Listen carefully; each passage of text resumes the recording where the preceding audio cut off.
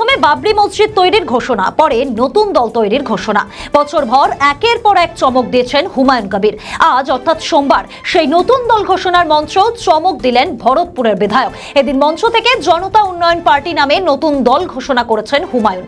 মঞ্চে উঠছে সেই দলের নাম লেখা পতাকা, সবাই ভিড় চোখে পড়ার মতো। সেই সঙ্গে হুমায়ুনের মঞ্চে দেখা যাচ্ছে তৃণমূলের বিক্ষুব্ধ নেতা নেত্রীদের। হুমায়ুন আগেই জানিয়েছিলেন যে আসন্ন বিধানসভা নির্বাচনে একাধিক আসনে প্রার্থী দেবেন তিনি। সেই মতো একে একে নাম ঘোষণা করলেন। ভরতপুর ও রেজিনগর দুই কেন্দ্র থেকে নিজে লড়বেন হুমায়ুন। আর কি বললেন তিনি শুনুন।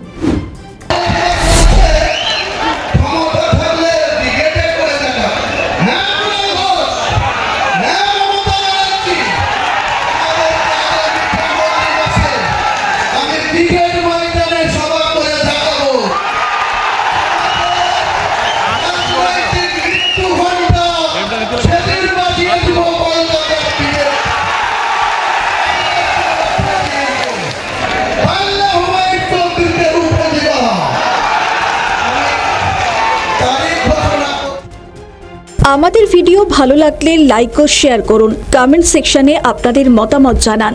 আরও ভিডিও পেতে আমাদের চ্যানেলটিকে সাবস্ক্রাইব করুন এবং প্রতি মুহূর্তে খবরের আপডেট পেতে প্রেস করুন বেল আইকন।